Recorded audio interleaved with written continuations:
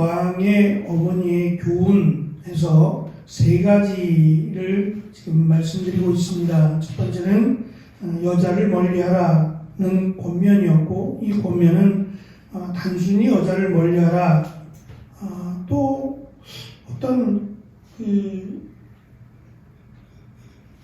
성소수자들은 여자를 멀리하라, 왕에게 여자를 멀리하라라는 이 말씀을 자기식으로 이해를 해서 그래서 남자를 가까이 하라고 생각도 주장하기도 합니다. 전혀 근거 없는 말이죠. 여자를 멀리하라라는 말은 왕에게 여자가 필요 없다는 의미보다는 이 정략 결혼에 대한 부분입니다. 정략 결혼을 통해서 자기 자리를 지키려고 하고 또 힘을 키우려고 하는 이것이 하나님 앞에서 왕으로서 지켜야 될 것이 아님을 어머니가 사랑하는 아들인 왕에게 하는 말이었고, 두 번째, 술을 멀리하라, 술 마시지 말라라고 하는 것도 술에 취해서 공의로운 판단을 못하기 때문이기도 하지만 이 술자리라고 하는, 특별히 왕이 포도주를 마시면서 자신의 가까운 사람들을 만들려고 하는 이런 부분에도 역시 하나님을 의지하라는 의미에서 강조를 해왔고, 세 번째의 권면이 이 소외된 자들, 힘이 없고 연약한 자들, 그 백성들을 공의롭고 또 공평하고 정의롭게 그들을 다스리고 또 그들을 도와주라고 하는, 어쩌면 이 세 번째에 해당되는 이 내용이 정말 어머니가 사랑하는 아들이자 왕인 그에게 하고 싶었던 말이 아닐까 싶습니다.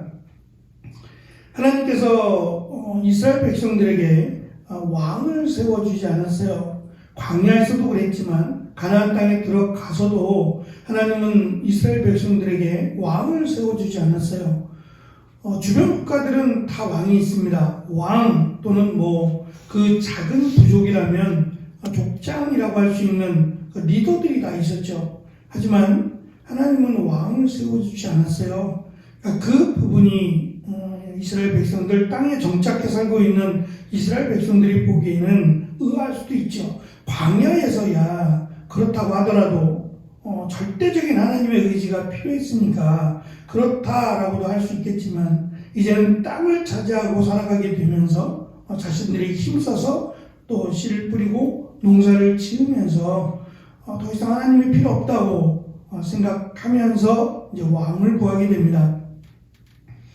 선지자를 통해서 하나님께서 왕을 너희들이 두게 되면 장점보다는 훨씬 더 많은 단점이 있을 것을 사무엘 선지자를 통해서 가르쳐 주셨어요. 그럼에도 불구하고 때를 쓰듯이 우리에게 왕을 달라라고 요구합니다. 결국 하나님께서 그들에게 왕을 허락하셨고 사울이 왕이 되죠.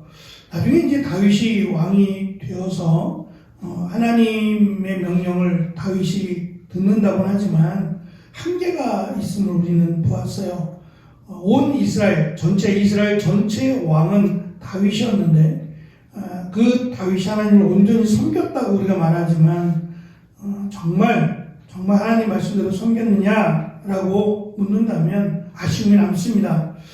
그게 이제 인간의 한계라고 생각합니다. 그것까지도 하나님께서 그렇게까지는 말씀을 안 하시는 것 같아요.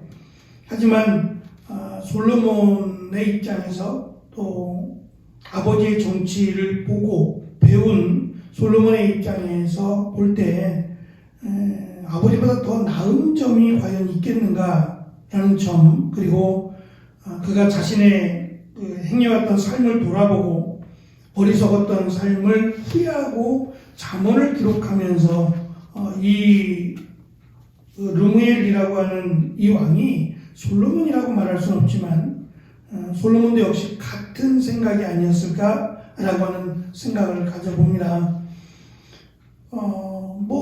다윗도 그랬고 솔로몬도 그랬고 이 부분을 벗어날 수는 없었으니까요. 중요한 것은 하나님께서 왕을 허락하신 것은 왕 마음대로 하라라고 하는 의미에서 허락하시지 않고, 하나님께서 온 이스라엘의 왕, 온 땅의 왕이신 하나님께서 그 하나님이 행하시는 일의 역할을 나눠준 것밖에 없습니다. 그러니까 대리인이죠. 왕은 하나님의 뜻에 따라 이스라엘을 다스리고 통치해야 될 대리인에 불과하지 왕이 하나님이 될 수는 없어요. 그런데 주변 국가들을 보면 마치 왕이 신의 아들인 것처럼 또는 신인 것처럼 그래서 우리가 신약 성경에서 보면 가이사의 것은 가이사에게 또 하나님의 것은 하나님께 구별하여 바치라고 예수님이 말씀하셨던 것처럼 가이사가 신이 되어서 마치 동전에다가 그 신의 얼굴에 형상을 새기고 신의 아들 가이사라고 아예 새겨버릴 정도로 신성화시키죠. 그러니까 왕은 그냥 우리와 다른 일반적인 사람과 다른 신이 허락한 또 하늘이 내린 이런 신성화시키는 일들이 많았어요. 역시 마찬가지로 왕은 하나님의 대리인 또는 하나님의 종일 뿐이지 왕이 하나님이 돼서는 안 된다라는 것이 이 어머니인 르무엘의 어머니가 이 왕에게 주는 정말 귀한 권면이라고 할 수 있습니다. 그래야 아들의 그 삶이 비참해지지 않을 것을 아는 거죠. 어찌 보면 이 왕보다 어머니가 훨씬 더 지혜롭다라는 것을 우리는 느낄 수 있습니다. 어머니는 아들에게 공의와 정의로운 다스림의 그 중심에는, 그 핵심에는 약자들의 권리가 침해되지 않도록 하는 것이라고 강조합니다. 그래서 네 사람을 그 8절과 9절에서 강조하는데요. 8절에서는 벙어리 그리고 고독한 자를 이야기하고 9절에서는 간곤한 자와 궁핍한 자를 예를 들어 설명합니다. 4명밖에 없는 건 아니겠죠. 더 힘들고 어렵고 소외된 자들을 찾는다면 나이를 구별해서 할 수도 있고 성별을 구별해서 할 수도 있고 직업이나 여러 가지 다양한 부분들을 구별해서 할 수 있을 겁니다. 그런데 이 4가지를 예를 든 것은 온 땅, 동서남북을 말하는 온 땅의 이 약자들 또는 병자들을 돌아보라는 의미에서 4종류의 사람을 이야기하고요. 벙어리는 말 못하는 사람이잖아요. 자신을 변호할 수 없는 사람을 의미하고 고독한 자로 번역된 이 단어는 질병으로 고통당하는 자입니다. 간곤한 자는 신분이 비천한 그런 사람들을 의미하고 궁핍한 자는 말 그대로 가난한 사람들을 의미합니다.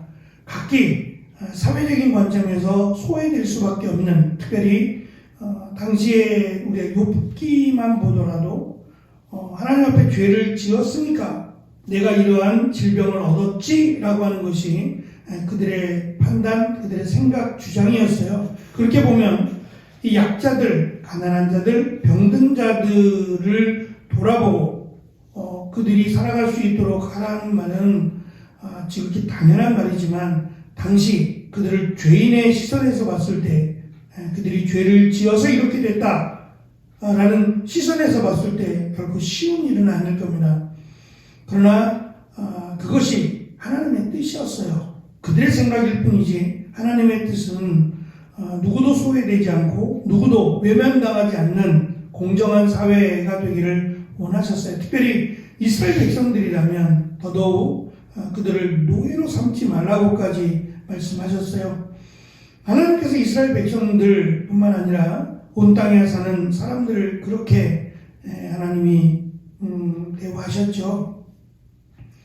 하늘에 뜨는 태양이 온 세상을 비추듯이 하나님의 사랑은 온 세상을 향해 열려 있다라고도 성경은 강조하고 있습니다. 중요한 것은 지금 어머니가 하는 이 3번에 걸친 권면이 단순히 어머니의 권면이 아니라 사실은 하나님의 말씀이었고 하나님의 명령이었습니다. 어머니는 그것을 다시 한번 아들이 숙지하기를 강조하고 있는 겁니다. 그래야 하나님의 은혜, 하나님의 인도하심을 받을 것이고 백성들로부터 사랑을 받을 것임을 알기 때문이죠. 속담에 벼는 익을수록 고개를 숙인다라고 말합니다.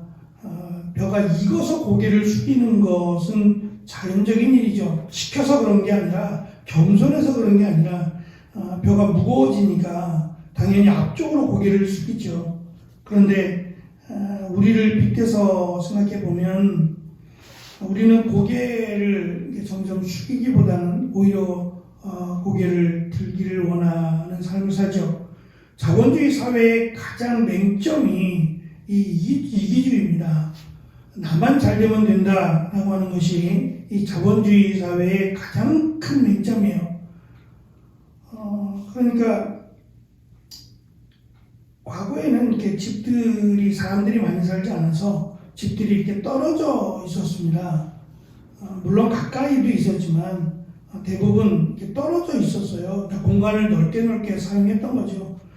싫어서가 아니라 뭐 굳이 붙어 살아야 될 이유가 없으니까 이렇게 떨어져 살다가 그래도 떨어져 살면서도 사실은 숟가락이 몇 개인지 젓가락이 몇 개인지 다 알았죠.